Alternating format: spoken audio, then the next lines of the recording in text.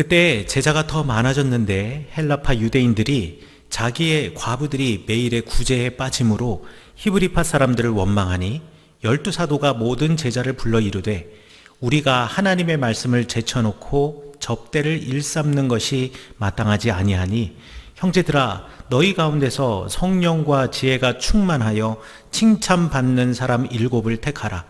우리가 이 일을 그들에게 맡기고 우리는 오로지 기도하는 일과 말씀 사역에 힘쓰리라 하니 온 무리가 이 말을 기뻐하여 믿음과 성령이 충만한 사람 스데반과 또 빌립과 브로고로와 니가노로와 디몬과 바메나와 유대교에 입교했던 안디옥 사람 니골라를 택하여 사도들 앞에 세우니 사도들이 기도하고 그들에게 안수하니라. 하나님의 말씀이 점점 왕성하여 예루살렘에 있는 제자의 수가 더욱 심히 많아지고 허다한 제사장의 무리도 이 도에 복종하니라. 아멘.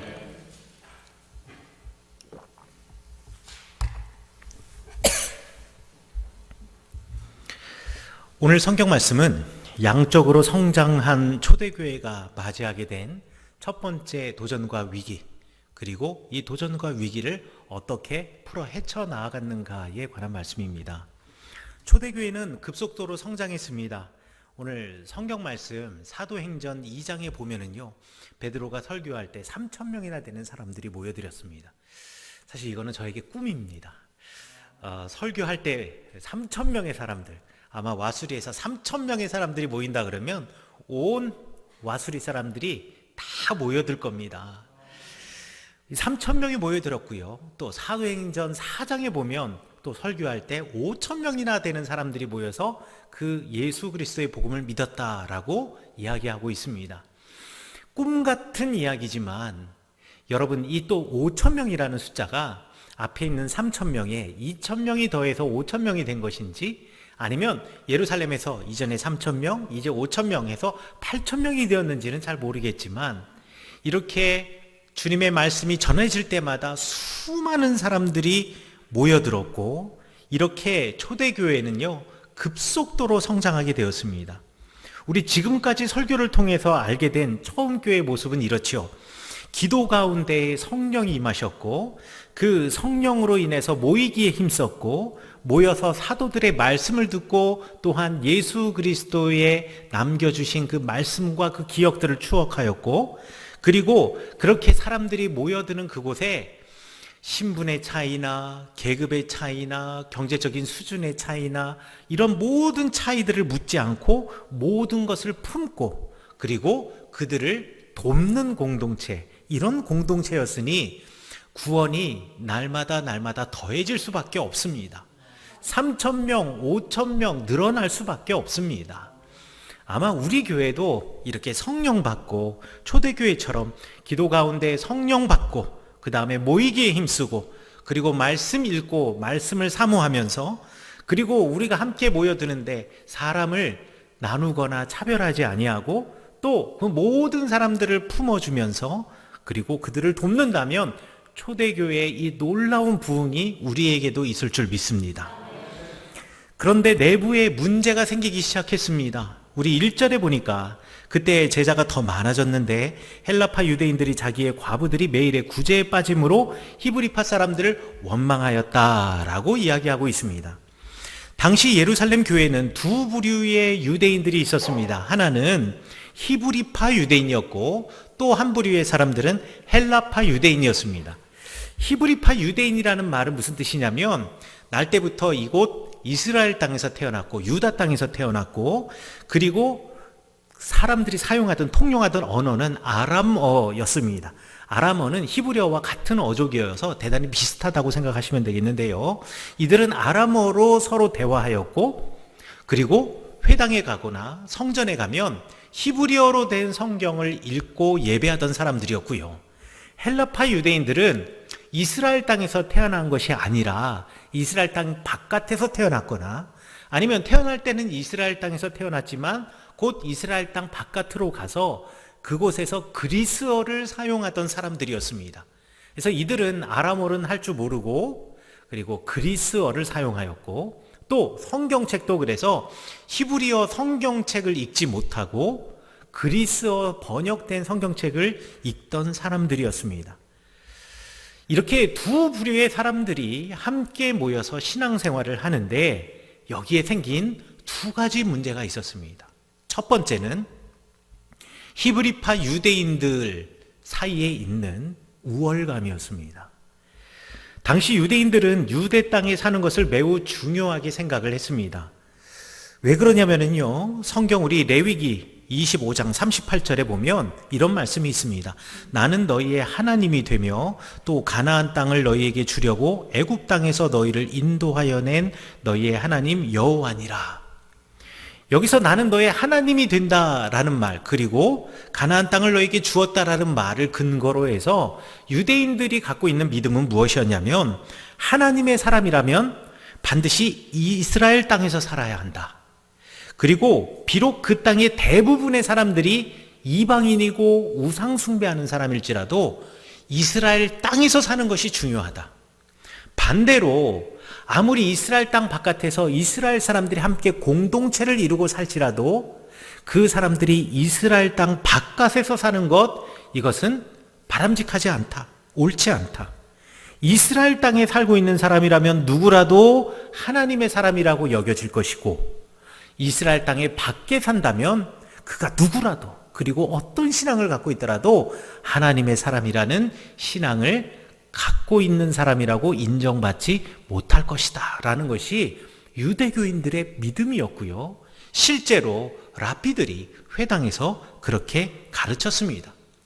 사실 성경에서는 땅을 중요하게 생각하고 또 그 땅은 대대로 하나님께서, 그리고 우리 조상들에게 주신 땅이기 때문에 그 땅을 소중하게 여겨야 된다라고 말하고는 있습니다만, 그만큼 땅을 중요하게 생각하라는 것이지, 그 땅을 소중하게 생각하고 그 땅을 위해서 기도하라는 것이지, 그 땅에 집착하며 살라라는 것은 아니었습니다.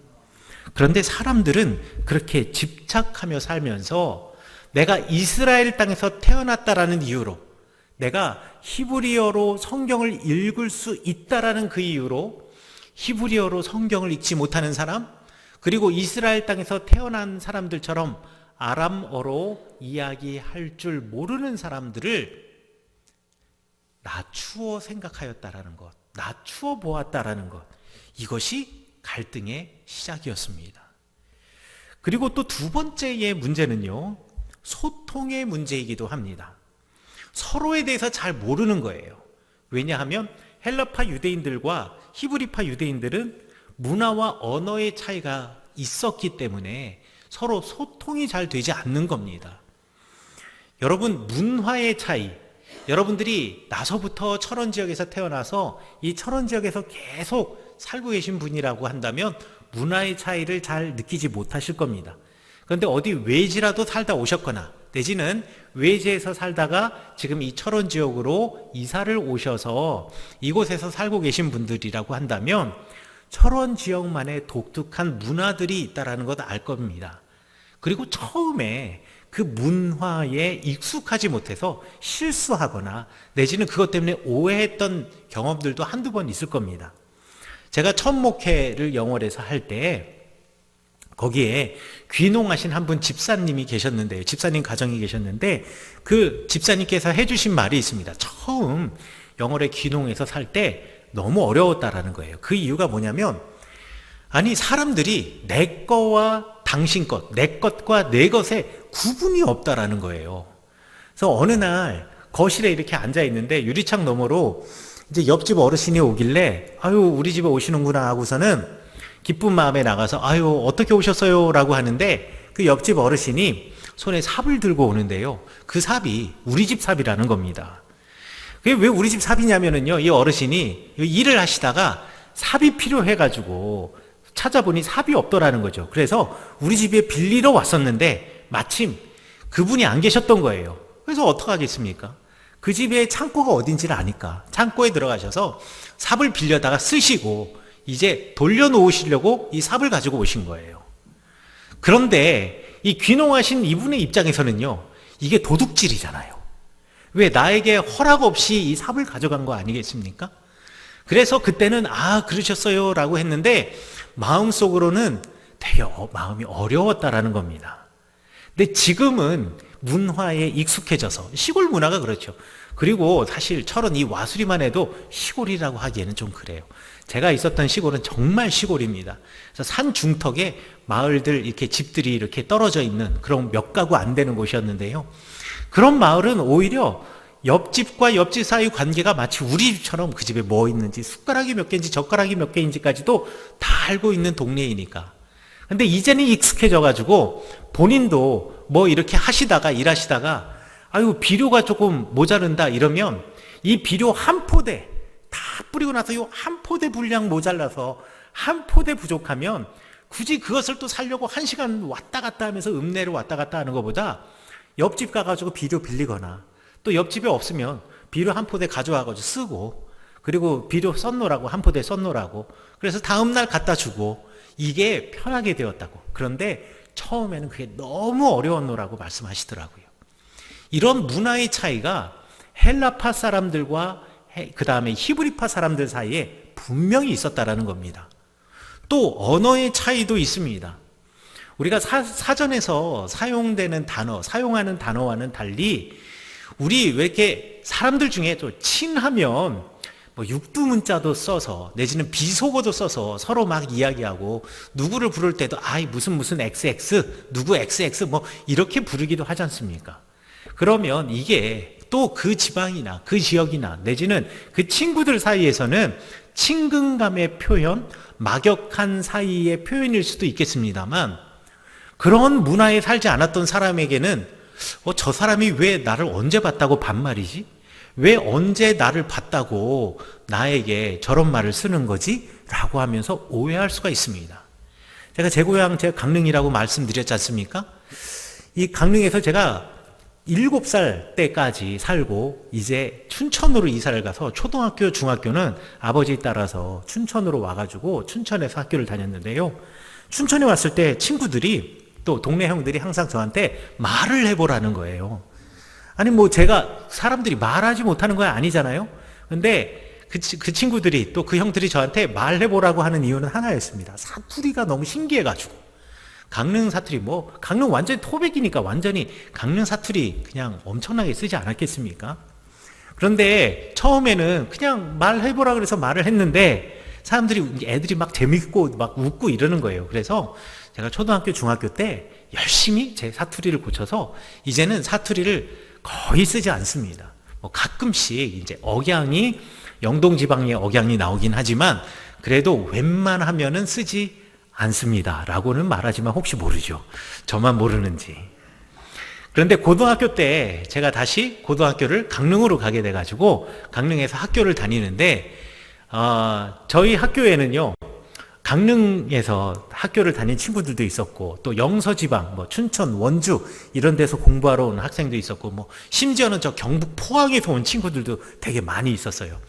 그런데 제 짝이 체육부장이었는데 그 체육부장이 저한테 그러는 겁니다. 툭 저한테 치더니만 야 지우개 빌려내 그러는 거예요.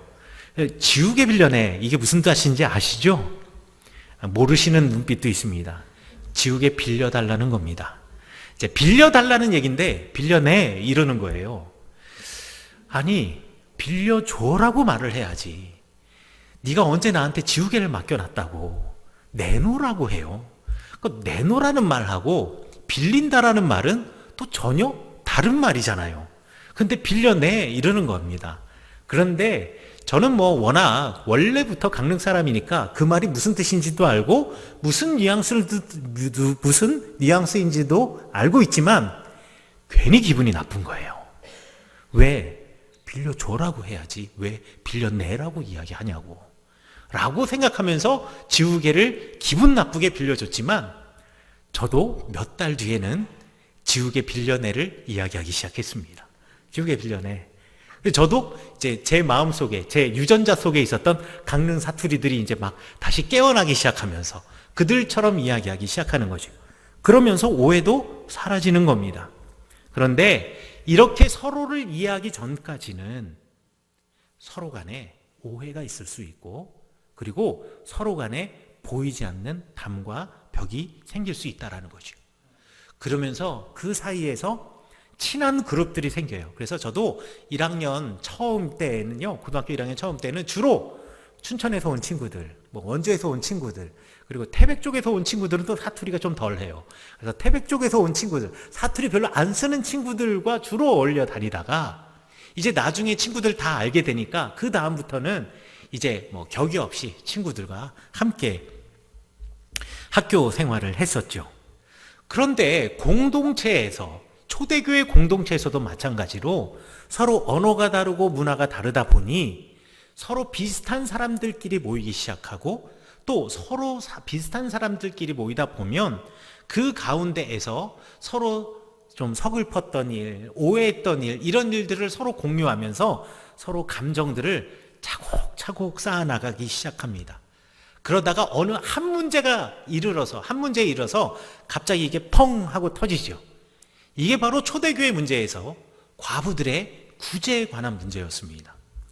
우리 성경에서 과부라고 이야기를 하는데, 이 과부라는 말은 단지 남편이 없는 한 여인을 이야기하는 것이 아니라, 남편을 먼저 보낸 여인을 통틀어서 과부라고 이야기하는 것이 아니라, 성경에서 과부라는 말은요, 그렇게 남편을 먼저 보냈으나 나 홀로 경제적인 독립을 할 수가 없어서 누군가를 의지할 수밖에 없는 어려운 사람을 가리키는 말이 과부입니다.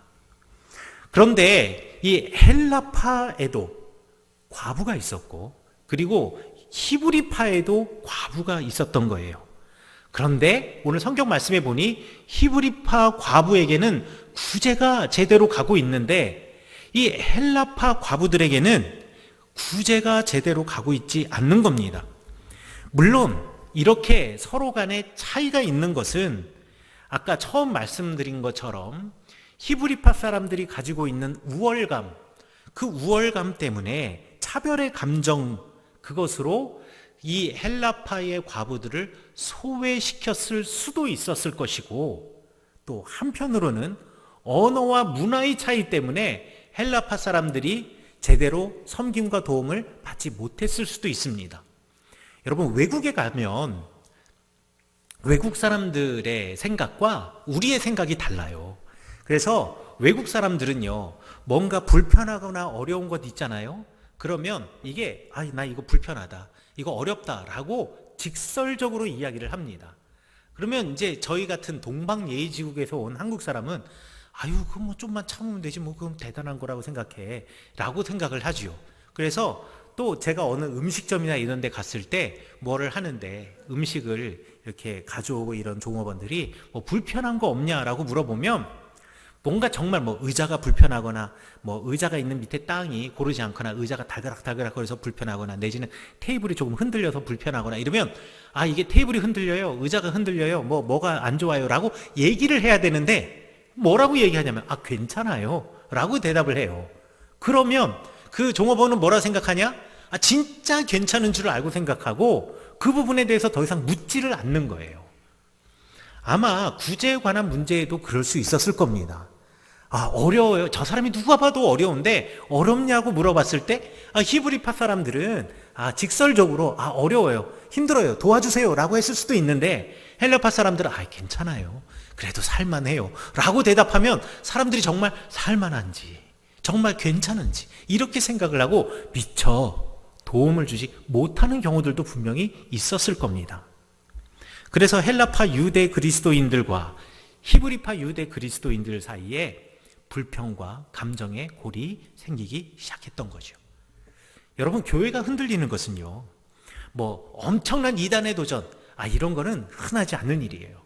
또 외적인 어떤 그 박해, 이것도 그렇게 흔하지 않은 일이에요. 또 뭐 신학적으로 서로 충돌하는 거, 이거는 성경에 대해서 깊게 알고 있지 않으면 이렇게 서로 충돌할 일도 별로 없어요. 이런 것 때문에 교회 공동체가 흔들리는 것이 아니라, 교회 공동체는 아주 작은 관계의 문제 때문에 흔들리는 겁니다. 여러분, 부부싸움을 우리가 앞으로 이 인류 발전을 위해서 어떻게 환경을 위해서 우리가 헌신하고 노력해야 되느냐, 우리가 남북 통일을 위해서 어떻게 노력해야 하고 우리가 이것을 도와야 하느냐, 이걸로 부부싸움을 하진 않습니다. 부부싸움 할 때는요, 당신은 왜 주는 대로 먹지 반찬 투정하냐고 하는 거라든가, 아니 양말을 벗을 때 좀 제대로 벗어놓지 왜 뒤집어 벗어놓느냐, 뭐 이런 걸로 부부싸움을 하게 돼 있는 거예요. 교회에서의 관계도 마찬가지예요. 뭐 엄청난 일로 서로 다투거나 관계가 흐트러지는 게 아니라 아주 작은 거 하나, 아주 작은 거 하나요.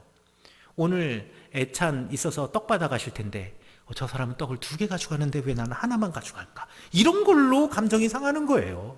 별거 아닙니다. 웃으시는 거 보니까 경험이 있으신가 봐요. 사도들이 모여서 제자들과 함께 의논을 하였습니다. 그리고 주님의 지혜를 구했습니다. 주님, 우리가 기도하는 일을 소홀해서 이렇게 문제가 생겼습니까? 우리가 말씀을 읽고 그 말씀을 이해하지 못해서 이런 문제가 생겼습니까? 기도하면서 이 사람들이 회의를 했습니다. 여러분, 회의를 하는 이유는요, 싸우기 위해서 하는 것이 아닙니다. 회의는요, 우리가 미처 생각하지 못하고 배려하지 못한 부분들이 있었던가, 이런 것을 점검하면서 주님의 지혜를 구하는 게 회의의 목적입니다. 그런데 꼭 회의를 하다 보면은요, 이게 다르고 다른 거예요. 똑같은 말을 해도 꼭 문제점을 꼬집어서 누구의 이름을 들어가며 분위기를 이상하게 몰아가는 사람이 있습니다.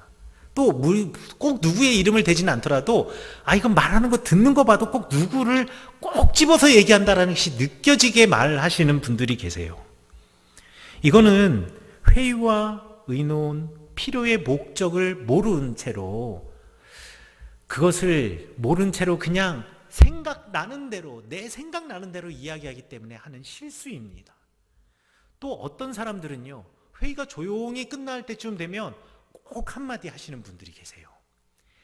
나 살아있어, 이거 한번 말하고 싶으신 분들 있잖아요. 그런 거 보면 중요한 이야기도 아니고요, 그냥 생각해 보면 이거는 이런 식으로 잘 할 수도, 풀어나갈 수 있는 이야기인데, 일단 막 화를 내고 나면 분위기가 그냥 찬물 끼얹은 듯 그냥 분위기가 이상해지기도 해요. 하지만 사도들과 제자들은 그렇게 모여서 회의하고 의논하지 않았습니다. 그들은 우리가 미처 생각하지 못한 것이 있었던가, 우리가 어떤 부분에 있어서 배려를 하지 못했던가 반성하였고, 또 주님의 지혜를 구했습니다. 그리고 사도들과 제자들이 회의를 통해서 알게 된 공통의 문제가 무엇이었느냐, 우리가 기도가 부족한 것도 아니었고 사역이 부족한 것도 아니었고 우리에게 성령이 충만한데 이것이 삶으로 이어지지 못한 것이 문제였구나. 삶도 우리의 기도와 주님 말씀 연구하고 그것을 전파하고 그리고 기도하는 것만큼 중요하고 그 무게가 같은데, 그리고 그 둘이 한결 같아야 되는데 우리가 그렇게 하지 못했구나. 삽시간에 3,000명, 5,000명 사람이 늘어나는 것을 보며 성령께서 역사하시는구나 놀라고 기뻐하고 하나님을 찬양하였지만, 그만큼 더 많이 이들의 삶 속에서 무엇이 그리스도인으로 살아가는 삶인지, 무엇이 예수님을 따라 살아가는 삶인지를 세세히 알려주고 삶으로 우리가 보여주었어야 했는데 우리가 그거를 못했구나. 그래서 성령의 역사를 믿은 사람의 수가 늘어나는 기적에 취하여서 우리가 그들의 삶의 문제에 대해서 어루만지고 품는 일을 소홀히 하였구나. 결국 언어가 같고 살아온 지역이 같고 이런 외적인 이런 그 환경으로, 기준으로 교회 공동체가 하나가 아니라 여럿으로 나뉘어졌구나라는 것을 이 사도들이 알게 된 겁니다. 그러면서 다시 한번 기억하게 된 것, 그것이 바로 이것입니다. 기도와 말씀을 통한 성령 사역, 이 사역만이 중요한 것이 아니라 성령의 역사하심이 우리를 바꾸어 놓았다면 이제는 주님의 지혜로 이 세상을 어떻게 살아가야 하는가, 어떻게 살아가야 하는가를 우리가 함께 동일한 무게로 가르치고 손잡고 살아가는 것이 중요하다라는 것을 깨닫게 된 것입니다. 그러면서 이런 해결 방법을 내놓습니다. 우리 2절부터 4절의 말씀인데, 오늘 우리 성경 본문의 말씀에서는 표현 중에 일삼다라는 표현이 있는데, 일삼다라는 말이 때로는 이게 부정적인 측면으로 많이 사용되어지기 때문에 저 세번역 성경으로 한번 읽어보겠습니다. 우리가 하나님의 말씀을 전하는 일은 제쳐놓고서 음식 베푸는 일에 힘쓰는 것은 좋지 못합니다. 그러니 형제자매 여러분, 신앙이 있고 신망이 있고 성령과 지혜가 충만한 사람 7을 여러분 가운데서 뽑으십시오. 그러면 그들에게 이 일을 맡기고 우리는 기도하는 일과 말씀을 섬기는 일에 헌신하겠습니다. 성령께서 역사하시는 기도의 사역, 그리고 말씀의 사역, 그리고 그 성령의 역사로 지혜롭게 공동체 안에서 이루어 나아가는 구제, 그리고 섬김과 도움, 어느 것 하나 중요하지 않은 일이 없기에 이 모든 일을 다 우리가 해야 하겠는데, 그러나 이 모든 일을 12명의 사도가 감당해내기에는 벅찹니다. 그러니 우리 모두 일할 수 있도록 우리 가운데, 그리고 우리 공동체 가운데 우리 리더들, 지도자를 뽑아서 그들을 통해서 우리가 미처 할 수 없는 일들을 함께 나눕시다. 이 사역을 함께 나누어 가집시다. 우리 이 일을 하는데 앞장서서 이끌어 나아갈 사람을 선출합시다 라고 결정합니다. 그리고 나서 이렇게 선출될 사람의 2가지 반드시 갖추어야 할 기준에 대해서 이야기하는데, 그것이 뭐냐면 성령이 있는 사람, 여러분 가운데 신망이 있는 사람 가운데 성령이 충만한 사람, 그리고 지혜가 충만한 사람, 이 사람을 우리의 지도자로 삼읍시다 라고 이야기를 합니다.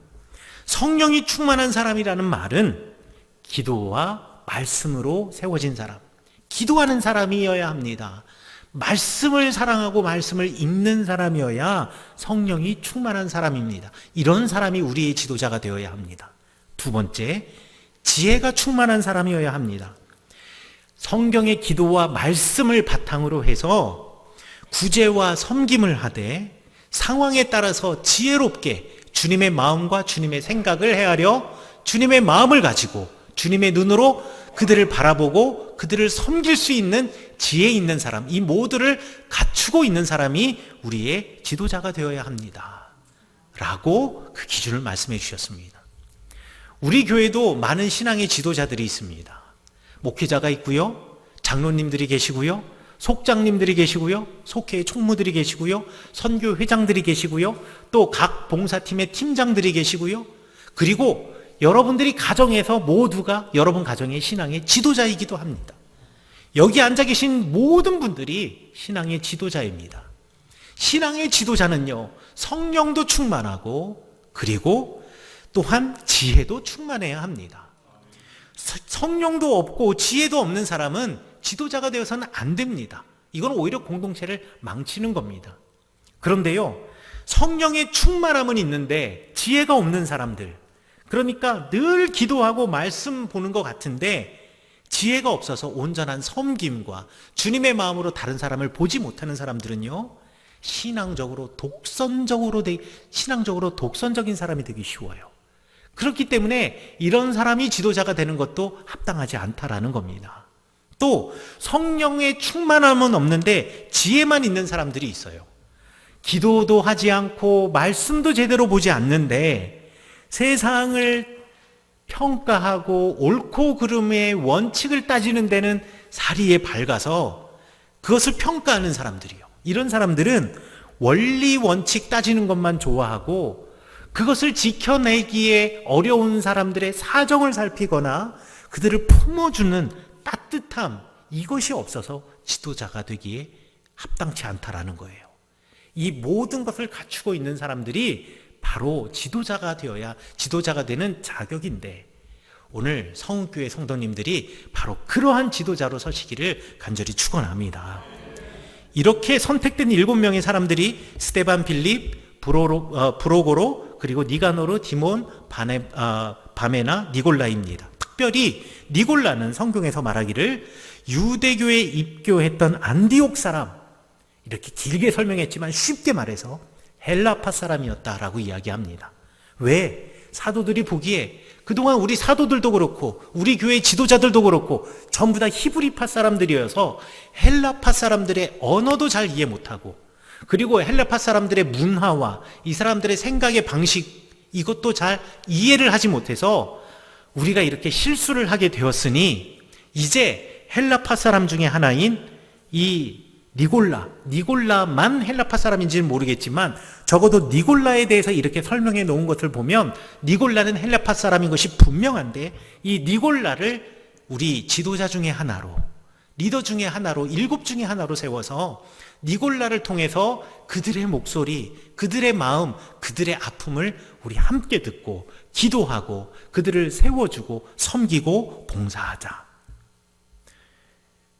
여러분, 초대교회는요, 그 자체로 완전하기 때문에 우리가 초대교회를 이상적인 교회로 보는 것이 절대로 아닙니다. 비록 초대교회에도 이런 불협화음이 있었지만 함께 의논하고 또 성령으로 기도하고 복음의 말씀을 나누며 주님의 지혜로 살아가는 교회였기 때문에, 끊임없이 자신을 고쳐가는 교회였기 때문에 초대교회가 아름다운 교회가 될 수 있었던 것입니다. 이런 아름다운 초대교회에 그래서 어떠한 역사가 있었느냐? 7절에 보니 점점 왕성하여 예루살렘에 있는 제자의 수가 더 심히 많아지고 심지어는 제사장의 무리도 예수님을 따르게 되었다라고 이야기합니다. 아니, 이렇게 아름다운 공동체, 이렇게 들어가면 행복한 공동체, 누구를 도와줌으로 그 안에서 행복을 느끼고 내가 도움을 받음으로 그 안에서 감사와 기쁨을 느끼는 공동체, 어느 누가 이 공동체에 들어가고 싶지 않겠습니까? 심지어는 제사장까지 들어왔다라고 하는데요, 예수님 시대 때의 가장 대표적인 2개의 종파를 굳이 꼽으라 그러면 바리새파와 사두개파를 꼽을 수가 있는데, 바리새파 사람들은요, 기독교의 신학과 매우 비슷한 부분들이 있었습니다. 그래서 심지어는 사람들이 예수님을 랍비, 선생님이여라고 부르기도 했습니다. 이 랍비들이 바로 바리새파 사람들이거든요. 그런데 사두개파 사람들은 바리새파 사람들과 신학적으로 완전히 달랐습니다. 사두개파 사람들은요, 제사장들 무리인데 이 제사장들은 하나님께 예배를 드리는 이 제사장이긴 하지만 영생에 대한 믿음이 없었습니다. 그래서 사람이 죽으면은요, 하나님의 나라 아브라함의 품으로 돌아간다라는 믿음이 없고, 사람이 죽으면 스올로 내려가서 땅에 묻혀서 흙으로 돌아간다, 이걸로 끝이다, 우리 다음 세상은 없다라고 생각하는 사람들이 제사장들이었고요. 이 사두개파 사람 제사장들은요, 부활도 그래서 인정하지 않았습니다. 사람이 죽으면 흙으로 돌아가는데 어떻게 부활할 수 있겠느냐. 그런데 이렇게 기독교인들의 믿음과는 전혀 다른 믿음을 가지고 있었던 사람, 그리고 예수 그리스도를 죽이는데 앞장섰던 제사장들의 무리마저도 이 예수 그리스도의 공동체, 초대교회 공동체에 들어와서 예수님의 길을 따르는 사람들이 되었다니, 이것은 성령님께서 그 초대교회 공동체를 통해서 역사하신 놀라운 변화였습니다. 저는 우리 성은교회가 이 초대교회 공동체처럼 성령께서 역사하시는 교회, 성령으로 인하여서 기도하는 교회, 성령으로 인하여서 말씀 전하는 교회, 그리고 지혜가 충만하여서 우리 성령께서 주시는 지혜, 그리스도 예수의 지혜를 가지고 사랑을 베푸며 모든 사람들을 품는 하나의 공동체가 되기를 원합니다.